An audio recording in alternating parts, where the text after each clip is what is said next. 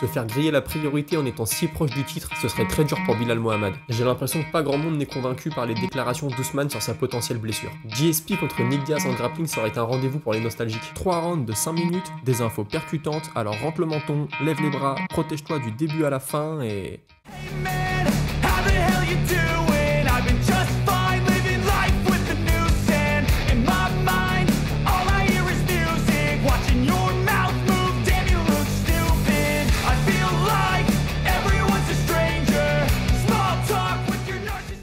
On est le vendredi 20 octobre 2023 et c'est le moment MMA. Et salut à tous, ça y est, nous y sommes J-1 avant l'UFC 294 et il y en a un cette nuit qui a pas dû dormir tranquille, c'est Bilal Mohamed. Je sens qu'il voit sa chance au titre s'éloigner petit à petit, je vais tout vous expliquer, ça commence hier en conférence de presse avec un journaliste qui demande à Makhachev s'il a toujours l'intention de monter pour aller chercher la ceinture welter. Et Makhachev qui répond oui. Du coup, le journaliste lui dit ouais, mais tu sais, il y a Bilal Mohamed qui est très bien placé. Normalement, le prochain title shot, c'est pour lui. On sait que vous êtes amis, vous avez fait un camp d'entraînement ensemble. Est-ce que ça te dérange pas de monter et peut-être de lui prendre sa place? Et là, il y a Makhachev qui dit écoute, moi j'ai demandé ma chance.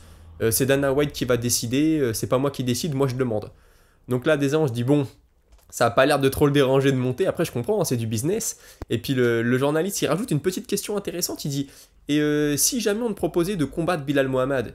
Et là, Makhachev, il fait une réponse un peu de politicien. Il dit moi, tout ce que je veux, c'est combattre pour le titre. Donc en gros, il dit que lui, s'il monte, c'est pour combattre pour le titre. Mais si d'ici là, c'est Mohamed qui a le titre, ou imaginons que Makhachev prenne le titre, est-ce qu'il va défendre si c'est Mohamed qui est derrière? C'est assez intéressant. Je sais pas vraiment ce que ça va donner, mais moi, si j'étais Bilal Mohamed, là, je pense que je commencerais à bouillir. Parce que Mohamed, faut le dire, il a 3 défaites en carrière, mais là, il est sur 10 victoires, enfin 10 combats sans défaite. Il a pris un no contest contre Leon Edwards, on se rappelle, il s'était fait eye poke pendant ce combat-là, il n'avait pas pu reprendre. Mais quand même, 10 victoires sans défaite, notamment, il y a une de ses défaites, celle contre Vicente Luque, il l'a vengé, hein, il a battu Vicente Luque depuis. Il est très actif, hein, ses 10 combats, c'est depuis 2019, donc ça fait quand même pas mal de combats chaque année. Il a battu Stephen Thompson, Demian Maia, Vicente Luque, Sean Brady, Gilbert Burns. Là, je pense vraiment que si on s'en tient au sportif, il est le prochain, sauf si on lui avait mis un combat contre Ousmane, hein, c'est ce qu'il avait déclaré il y a quelques jours.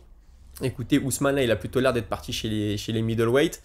Si Ousmane perd, qu'est-ce qui va se passer? Je sais pas, franchement, mais Bilal Mohamed, là, ça devient un peu compliqué pour lui. Je pense que l'UFC, c'est pas le favori de l'UFC. C'est vrai qu'il a un style de combat pour le grand public qui n'est pas forcément ultra flashy. Moi, j'aime beaucoup, mais je peux comprendre que c'est pas le mec le plus vendeur, quoi, pour l'UFC. Ensuite, lors de cette conférence de presse, bon, c'était pas top, hein. Moi, j'ai pas forcément aimé, on n'a pas appris grand-chose. Makhachev et Volkanovski se sont un peu titillés, mais bon, voilà, tu sens que les mecs se détestent pas, en fait, c'est plus, ils veulent faire monter un peu la sauce, mais bon, voilà. Volkanovski, quand même, hein, qui a dit ouais, moi, j'ai pas forcément besoin d'un camp d'entraînement. Lorsque je suis sorti de la cage au dernier combat, je sais exactement ce que je devais travailler. Enfin, entre le savoir et le faire pendant un camp d'entraînement, je pense que c'est quand même des ajustements qui demandent du temps. Donc je comprends que dans sa tête, il ait une idée bien claire de ce qu'il faut faire, mais il faut l'avoir pratiqué des centaines de fois à l'entraînement avant que ça marche, j'ai envie de dire.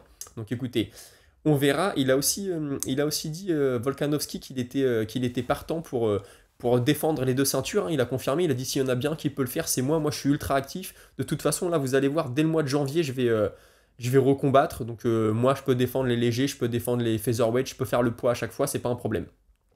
Écoutez, on verra. Hein. D'ailleurs, il y a un petit sondage qui tourne, c'est Mighty Mouse, Demetrius Johnson, qui a lancé ça sur YouTube.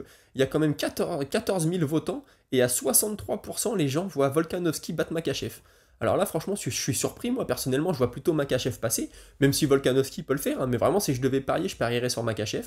Donc écoutez, 63% qui voient Volkanovski sur 14 000 votants, ça m'a surpris. Après, on a posé la question à Volkanovski sur Benoît Saint-Denis. RMC Sport, ils aiment bien toujours poser des questions sur les Français à chaque fois. Et là, c'était après la conférence de presse, hein, ou un petit peu avant en tout cas. Ils lui disent oui, est-ce que tu connais Saladin Parnasse? Excusez-moi, j'ai dit Benoît Saint-Denis, c'est Saladin Parnasse, désolé. Il dit oui, alors Saladin Parnasse, tu connais, là, il est champion featherweight, il est champion lightweight aussi, puis là, il va être champion welterweight. Il dit ah ouais, c'est bien. En plus, il dit ouais, le KSW, c'est une bonne organisation. On lui dit ouais, toi, tu te verrais être 3 fois champion. Il dit bah écoutez, déjà je voudrais être double champion et défendre dans les 2 catégories, mais bien sûr qu'aller chercher une 3e ceinture, c'est quelque chose qui me motiverait. Donc écoutez, je sais pas si on en arrivera jusque là. Déjà 2 ceintures, ça serait bien, 3 ceintures, je pense qu'on verra un petit peu plus tard. Il y a un petit chiffre intéressant aussi à savoir, c'est que dans les combats champion contre champion, on est à 4-4. C'est-à-dire qu'il y a 4 fois où le champion qui défendait a gagné et 4 fois où le champion qui montait a gagné. Parce que là, je rappelle, pour ceux qui ne savent pas, je pense que la plupart d'entre vous, vous êtes au courant, Mais là, Volkanovski, s'il perd, Makhachev, il remporte pas sa ceinture, hein. Makhachev, il reste champion dans sa catégorie. Et puis c'est tout. Il y a pas, Volkanovski ne remet pas sa ceinture en jeu. Donc hein, dans les combats champion contre champion, il y a eu Saint-Pierre contre Penn par exemple, Miocic contre Cormier, McGregor contre Alvarez. Bon bah voilà, ça fait 4 partout. Écoutez, est-ce que on va passer à 5-4 ou 4-5? On verra ce que ça donne, mais en tout cas la réponse c'est samedi soir. Ensuite, dans le co-main event, Kamaru Usman a tenu à faire taire les rumeurs hein, concernant sa blessure au genou. Alors ça convainc pas grand monde, hein. Moi je vois dans les commentaires de ma vidéo d'hier, on va revenir, la plupart des gens pensent qu'il y a vraiment eu quelque chose au genou. Écoutez, là, on en saura, à mon avis, on n'en saura pas plus avant le combat. Tant qu'il est apte à combattre, il va rien dire. Par contre, je pense qu'après le combat, on va peut-être en apprendre un peu plus. Et il a fait une vidéo où il était assez remonté, hein. Il dit ouais, le gars qui a lancé la rumeur, c'est juste un mec qui voulait faire du clic, franchement c'est n'importe quoi, tout le monde s'engouffrait dans la brèche, moi je vais très bien, c'est pas, en gros c'est pas du journalisme sérieux, etc. Bon, écoutez, on en a déjà parlé hier, en conférence de presse on lui a reposé la question, il a dit non non mes genoux n'ont rien, c'est une fausse rumeur.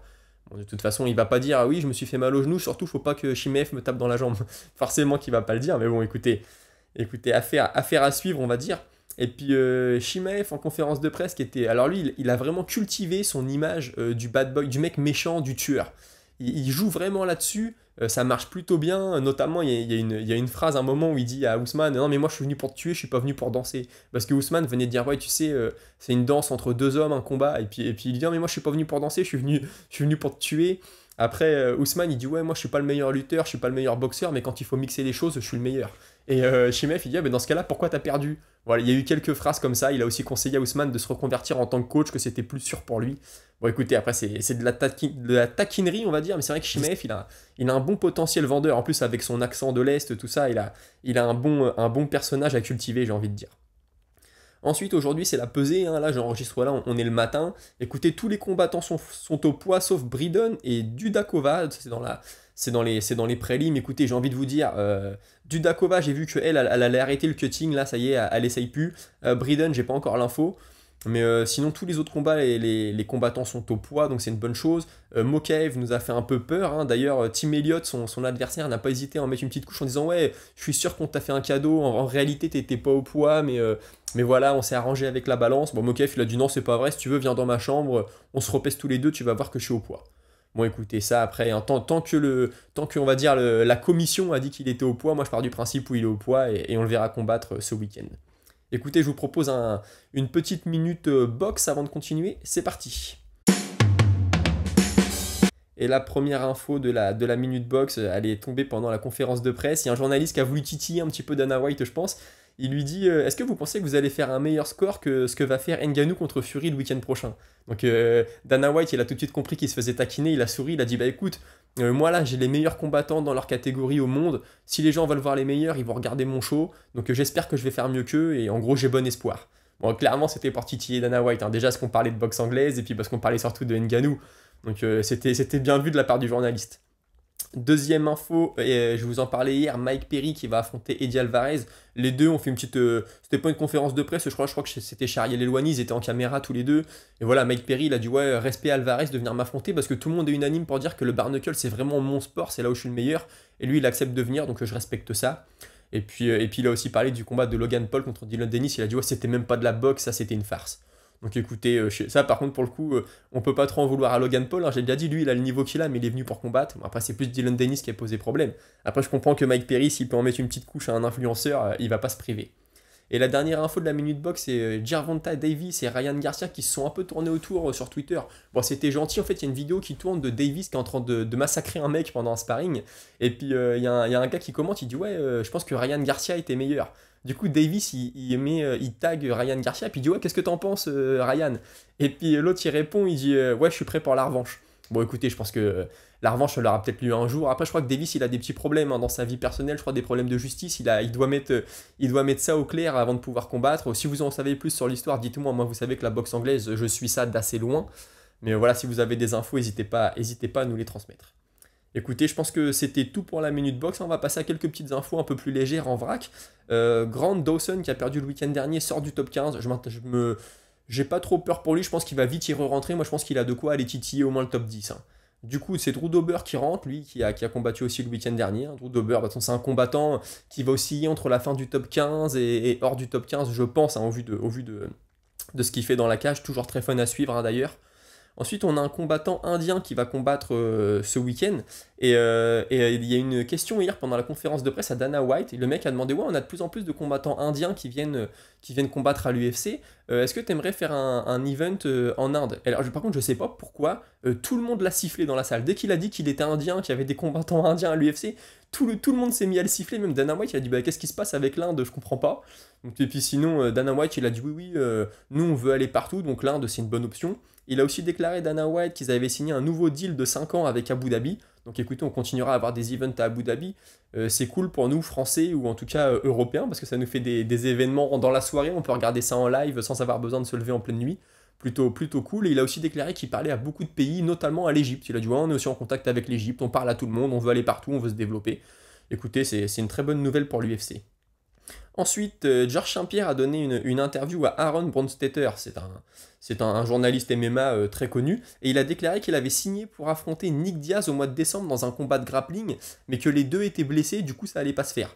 Bon bah écoutez, c'est dommage, moi j'aurais bien aimé voir le combat de grappling, les deux sont très bons, Nick Diaz avec un style un peu plus jiu-jitsu, j'ai envie de dire, GSP avec un style un peu plus de lutteur, bon je grossis le trait, hein, bien sûr, c'est pour survoler un peu la question, mais j'avais vu que GSP devait affronter Damien Maia, mais je sais pas, j'ai l'impression que c'est tombé à l'eau, alors j'ai pas trop d'infos, je vais creuser un peu ce week-end, je vous en reparlerai lundi, ou si vous avez l'info, n'hésitez pas à m'en faire part dans les commentaires. Et ensuite, un petit mot justement de la carte de ce week-end. Vous savez, si vous êtes en France et que vous voulez regarder sur RMC, à 18h sur le Twitch de RMC Sport, vous pourrez commencer à regarder. Et ensuite, ce sera sur RMC Sport 2 à partir de 20h30, les 4 derniers combats. Par contre, j'ai l'impression que les tout premiers combats de la carte, hein, notamment celui de Magomedov contre Alves, non, excusez-moi, contre Silva, j'ai l'impression qu'il n'est pas diffusé sur le Twitch de RMC Sport. Alors, c'est un peu bizarre. Si c'est ça, je pense que le seul moyen de le trouver, ce sera peut-être gratuitement sur YouTube. Des fois, l'UFC diffuse les early prelims gratuitement sur YouTube, ou alors sur le Fight Pass. Alors, le Fight Pass, faut être abonné, à moins que vous ayez une période d'essai gratuite, peut-être. Je sais pas, ça vaut peut-être le coup de se renseigner. Mais en tout cas, 18h sur Twitch. Le premier combat, ce sera Azaitar contre Dumas. Et après, à 20h30, le premier combat, Alice Kerov contre Alves sur RMC. Donc écoutez, très belle soirée de combat qui nous attend. Écoutez, c'est le moment de passer à la minute auditeur. Et la minute auditeur, comme je vous l'ai dit, il y a beaucoup de gens qui ne sont pas convaincus par la version d'Ousmane concernant sa blessure. J'ai notamment Senos qui me dit non mais c'est bon, Ousmane il a perdu, j'ai vu comment il a eu du mal à se relever à cause de son genou, voilà, il est blessé. C'est vrai que moi, mais du coup maintenant je deviens parano. Moi aussi j'ai l'impression qu'il a pris un appui sur le genou avant de se relever, donc franchement je sais pas, est-ce qu'il aurait été aussi virulent Ousmane envers les journalistes si vraiment c'est faux? Parce que là imaginez, il est vraiment blessé, il a allumé les journalistes, c'est peut-être un peu fort, après bon, franchement je sais pas. Il y a la petite frappe qui me dit la même chose, il me dit ouais il est tombé bizarrement, il a eu besoin de sa main pour se relever, pardon, c'est compliqué. Il dit après peut-être qu'on est parano des blessures, bah ouais c'est sûr, mais ouais, moi aussi j'ai moi aussi un petit doute là-dessus. Ensuite, il y a Patrick qui me dit ce serait une surprise vraiment que Ousmane arrive à taper l'étoile montante Chimaev, surtout qu'Ousmane il est un peu sur la fin. Et puis il me dit Chimaev qu'il voit bien remplacer McGregor. Bah honnêtement, Chimaev, je sais pas si ce sera autant une superstar que McGregor, mais il a vraiment cultivé comme ils sont vraiment cette image de tueur, tu vois, de mec froid. Et en même temps, il a un petit côté sympathique, tu sais qu'il aime bien blaguer, mais voilà, c'est un vrai personnage intéressant à suivre. Donc ouais, moi je pense que Chimaev il peut faire de l'argent s'il devient champion. Hein. Honnêtement, c'est pas quelque chose sur lequel j'ai un doute. Hein. Ça fera un très bon champion s'il devient un jour. Aussi, je parlais hier de Benoît Saint-Denis et je disais que Makhachev avait dit qu'il tomberait sûrement sur un os dans le top 10 ou top 5. Et il y a Krill008 qui me dit ouais, il est déjà tombé sur un os à son premier combat. Par contre, maintenant, j'ai l'impression qu'il va marcher sur tout le monde mentalement. Il n'y a personne qui lui arrive à la cheville. En gros, c'est ça le message. C'est pas du mot à mot. Ouais, son premier combat, ça s'était très mal passé. Ça avait été assez compliqué. Il avait pris beaucoup de coups. Moi, pour être honnête, quand j'ai vu le premier combat, je me suis dit voilà, il a perdu des années de vie. Il a pris trop de coups. Je sais même pas s'il va revenir. Bon, finalement, il m'a fait mentir. Il est revenu et de quelle façon? Maintenant, c'est vrai que mentalement, Benoît Saint-Denis, c'est très très costaud, honnêtement. Je pense que le gars, dans sa tête, il est convaincu qu'il finira champion, comme beaucoup, mais lui, vraiment, j'ai l'impression qu'il est plein d'abnégation. Donc écoutez, on a hâte de voir la suite pour Benoît Saint-Denis. Et puis il y a Andy qui me parle de ce que j'ai dit sur la ventoline. Vous savez, je disais hier que Greg Hardy avait été suspendu, enfin pas suspendu, mais voilà, il y avait eu des histoires parce qu'il avait pris de la ventoline entre deux rounds. Et donc la petite frappe, non excusez-moi, Andy, il m'en dit un peu plus là-dessus, il me dit voilà, faut savoir que la ventoline, quand tu as une ordonnance, c'est autorisé, mais si tu en prends trop, au-delà d'un certain seuil, tu peux te faire suspendre. Bon, ouais, je schématise son message, hein, tu m'en voudras pas Andy, et il dit, c'est pas, il dit à Taylor Lapillus, je sais pas s'il est asthmatique, mais en tout cas, Damien Lapillus, son frère, est asthmatique et il s'est fait suspendre à cause de ça suite à un contrôle à l'ARS. Ça, c'est vrai, je m'en souviens, il a pris 5 ans de suspension, c'est très très dur. Ses derniers combats ont été annulés, hein, ses dernières victoires ont été annulées. Il me dit, ouais, c'est très dur pour lui. Ouais, c'est vrai que c'est très dur quand t'es asthmatique. Après, c'est dur hein, de savoir, t'es asthmatique, est-ce que t'as pris juste la dose qu'il te fallait, est-ce que t'as pris un peu plus. Bon, franchement, c'est dur. Il me dit, ouais, dans la ventoline, il y a des molécules interdites, voilà, forcément qui te dilatent les bronches, t'as plus d'air, ton sang est mieux oxygéné, etc. Ouais, c'est vrai, c'est toujours une question très compliquée. Écoutez, c'était tout pour la minute auditeur, je pense avoir oublié personne. Écoutez, on passe à notre petit rituel du vendredi maintenant, c'est-à-dire notre petit défi Paris. Alors écoutez, j'ai envie d'assurer, hein, comme je vous l'ai dit, on n'a pas beaucoup d'argent sur le compte, on est à 5 euros et quelques, c'est pas le moment de perdre.